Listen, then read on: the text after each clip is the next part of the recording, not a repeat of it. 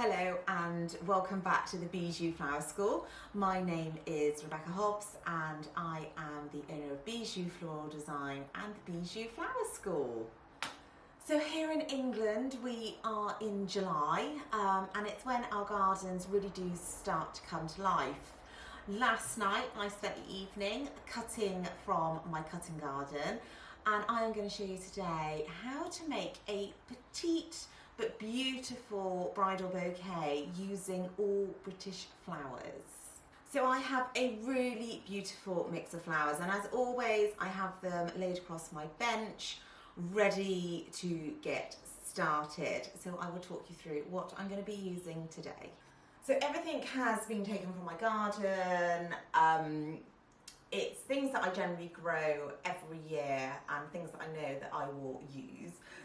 We have some Creme brûlée phlox. Now these are gorgeous. If you're going to grow anything, I thoroughly recommend this flower. You cannot buy it commercially from wholesalers. It's only available kind of from your British growers and it is super pretty.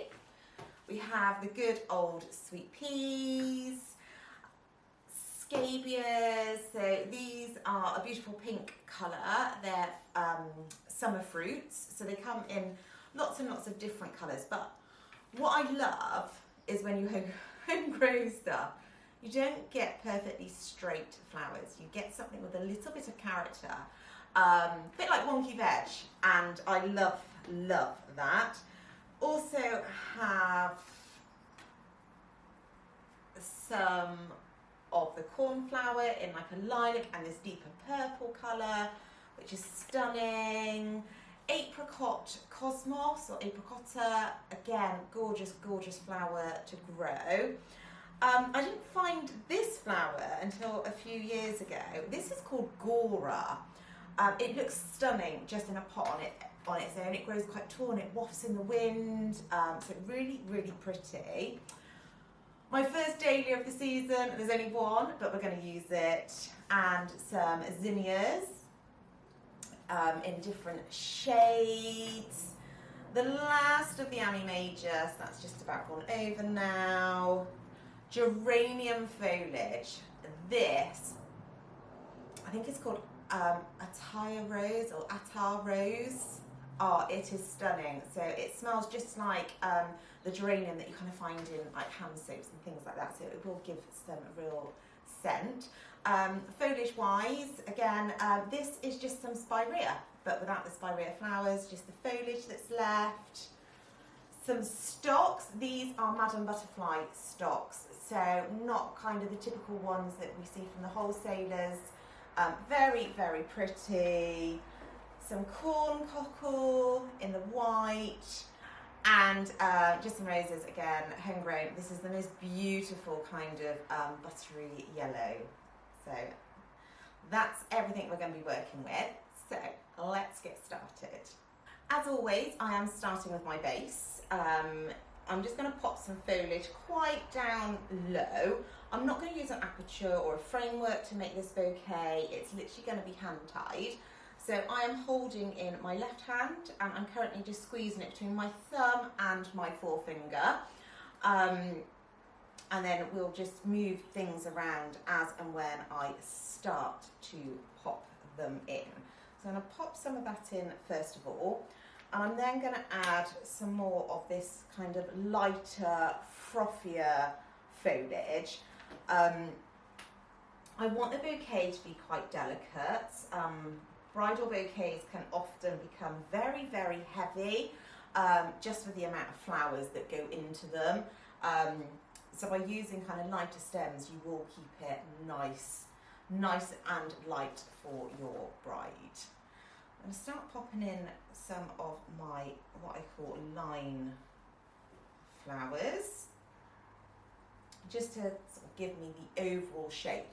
What I'm doing is I'm looking at the actual flower, looking what way it generally tends to lean to, and then placing it in. So at the moment it's all very loose, still just crossing in my hand on this. I'm going to pop some of the Ammi down in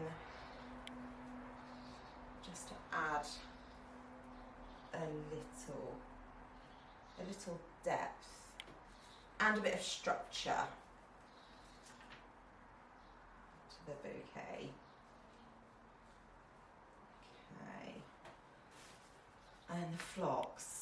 Oh my goodness, I absolutely adore phlox. They are just the prettiest flower ever. The key as well with phlox is, like with most flowers, the more you cut, the more they grow. You do have to be quite brutal with them. So I'm just going to start adding a little bit of that in there. And then in terms of the zinnias, I have this, which I believe is Coral Beauty, which is just stunning. It's really going to pop out. And then this is a giant zinnia as well. I have just the buds of the cornflowers. Again, I don't want to use a huge amount of foliage in this. It is more of a case of using the foliage that is naturally on the stem rather than putting in a lot. So you can see with the phlox how it just naturally kind of goes in different directions. So I'm just going to start building up a little bit more of the design. Just adding a little bit more. So see how delicate everything is looking, and that is what I want to achieve with this bouquet. I'm not really going with lots of focal flowers. I feel sort of British grown inspired bouquets actually benefit from being that little bit more undone and unruly. So there we go, just adding more and more in, making sure. And we may not use everything that's actually on the counter. I always pick far more than what I need, because you will be surprised actually at how much material you need for these types of bouquets. You don't think it's much, but actually it is. So we're just starting to build everything up on it. The only downside is where they're all a bit like twiddly, they do get intertwined with one another. So it can be a little bit of a challenge when we're starting to add things. One at the back. So see how nice and delicate that is coming along. See, this snap has a natural curve to the spine. I'm going to pop that one in there. The zinnias, I'm sure this zinnia is called Polar Bear. It is absolutely stunning. And we also want to make sure that we get the back of the bouquet. So although this is more of a flat, elongated design, you want your bride to be able to look at her bouquet and see the flowers, not just at the front.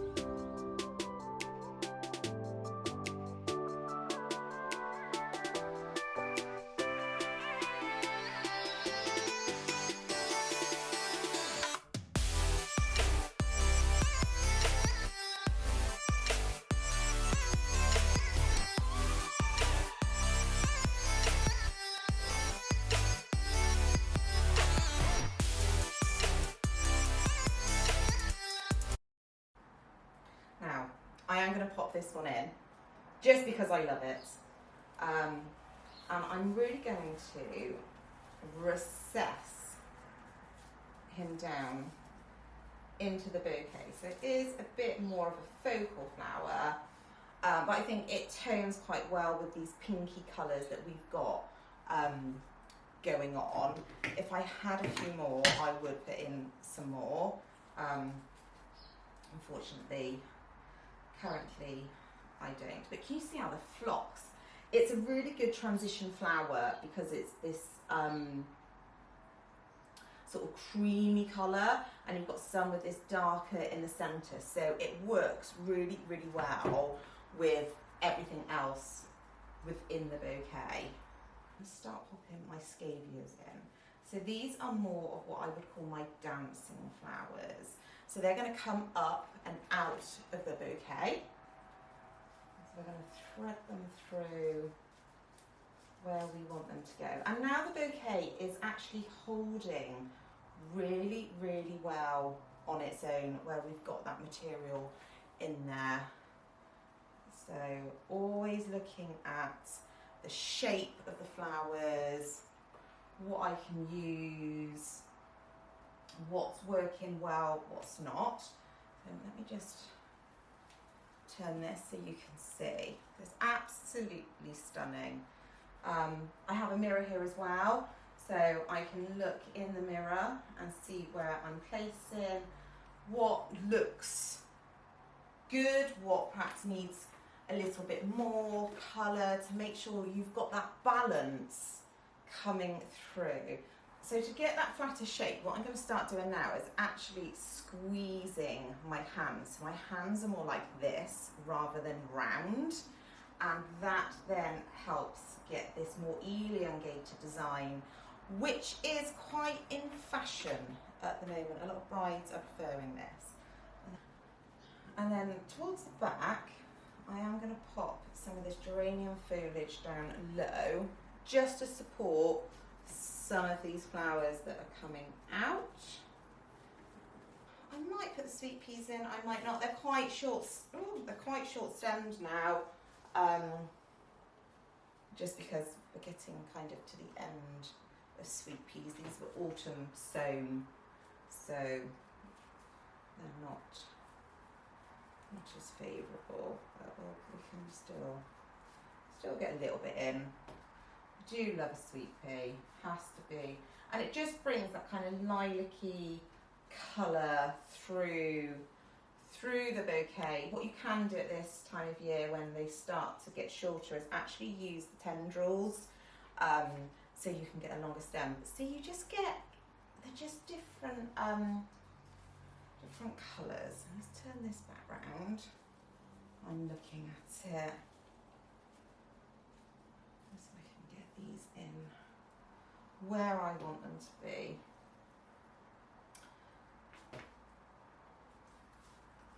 Threading through to kind of get that depth.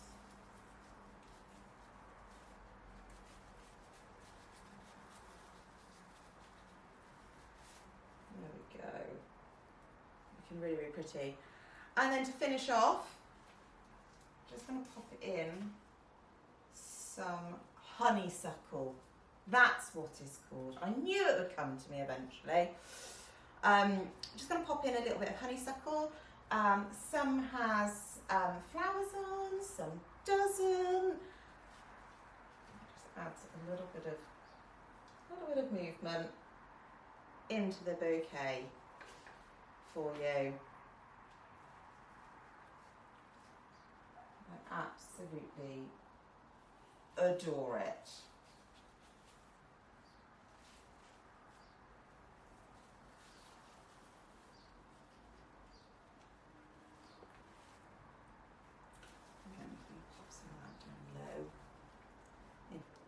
So here's the completed bouquet. It's looking super, super pretty. So I'm going to do an initial cut, and then I might cut the stems down a little bit shorter afterwards. Like so. And then I now tie my bouquets off with an elastic band. So these elastic bands I save. I don't buy them.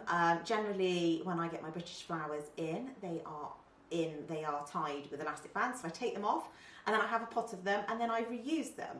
So although some people say that might not be completely sustainable using a rubber band, actually it is, because I am repurposing what I already have. So to tie off with an elastic band, it's slightly different from just tying with ribbon. You want to find a nice woody stem, so something that's not soft and delicate. So I'm probably going to go with that one, which I'm not entirely sure. I think it might be a Zinnia. So you thread it up as far as you can go, and then you wrap the elastic band round a few times, and then go back up the same stem where you started from. And that then gives you really, it's nice and secure, and it's really, really, it's not holding it so tight that the flowers don't actually move. The next step is to pop on some floristry tape. So I always use the paper tape. To find it's easier to use, it sticks to itself. If you're a beginner, I would recommend the paper tape over kind of the plastic parafilm tape. It's easier to get to grips with. I used to use the plastic, but I've now gone back to this one. A few reasons. The paper's actually cheaper. And I just find it's a bit better. So when I'm putting the tape on, I'm not pulling it so close. I'm not pulling the stems in, because if you do that, your bouquet could change shape, and we like the shape that we've got. So the elastic band is now completely covered. I am going to cut those stems a bit shorter. If you hold them nice and tight, you can cut straight across, and that generally means that your stems will be nice and level. And then the next thing to do is to make sure it stands up, and it does. So here's the bouquet. I've chosen this kind of dusky pink ribbon, which I think will tie in beautifully with the flowers that we've chosen. So to attach the ribbon, I'm going to use trails on this bouquet. I feel it lends itself more. Just let the bouquet down. I'm going to cut quite a decent length. Make sure you have some really good sharp scissors. I have these on there. And then I'm going to just wrap the ribbon around, like so. And then tie it in a knot over to one side, over here. So it's nice and secure. And then we're going to do the St. John ambulance. So switch the tails over and then tie the other knot. What that does, it gives you a really nice flat knot here. If you do them both in the same direction, you end up with quite a protruding knot. Then it's up to you. If you wanted to, you could just pop a bow, like if you were tying your shoelaces, like so. And there we go. And the sign of a good bouquet is one that stands up, just like that. I really hope you've enjoyed today's tutorial on how to make a bridal bouquet using just flowers from your garden. If you're getting married and you're looking at growing flowers, these are probably some of the best ones that you can grow. If you've liked this video, give me a thumbs up, leave me comments. I love to read your comments, and I will be back again soon with another little tutorial for you.